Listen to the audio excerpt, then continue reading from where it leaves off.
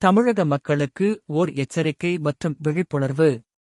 அன்பார்ந்த தமிழக மக்களே, நமது சமூகத்தில் வழிகாட்டியாகவும் மக்களின் போராட்டக் குரலாகவும் தன்னை முன்னிறுத்தும் ஒருவர் தனது தனிப்பட்ட உடல்நலக் கோளாறுகளை, கண்வலி, கால் வீக்கம் போன்றவை காணொளிகள் மூலம் தொடர்ச்சியாக வெளிப்படுத்துகிறார் என்றால் அது மிகுந்த கவனத்திற்குரியது.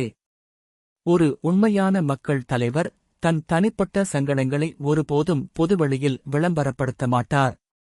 ஏனெனில் அவரது முழு கவனமும் மக்களின் நலன் மீதும் போராட்டத்தின் லட்சியம் மீதும் மட்டுமே இருக்கும்.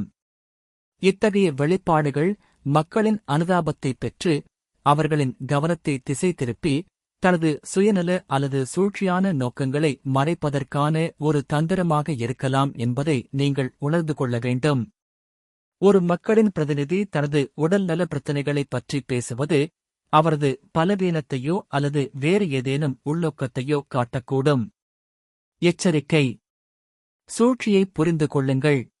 சுயநல நோக்குடன் செயல்படும் சிலர் மக்களின் உணர்ச்சிகளைத் தூண்டி அனுதாபத்தைப் பெற்று அதன் மூலம் தங்கள் திட்டங்களை நிறைவேற்ற முயற்சிப்பார்கள். விழிப்புடன் இருங்கள். ஒரு தலைவரின் வார்த்தைகளையும் செயல்களையும் கூர்ந்து கவனியுங்கள்.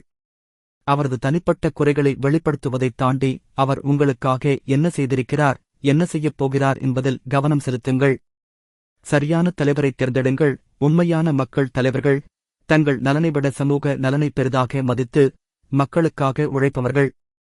அவர்கள் தங்கள் உடல்நலக் குறைபாடுகளைக் கூறி மக்களின் கவனத்தை திசை திருப்ப மாட்டார்கள். தமிழகத்தின் எதிர்காலம் உங்கள் கைகளில் உள்ளது.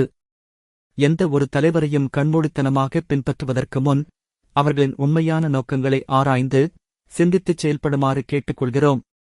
நமது தமிழ் சமூகம் விழிப்படையட்டும். காலம் சரிசெய்ய வாய்ப்பு கொடுக்கும் தவறவிட வேண்டாம்.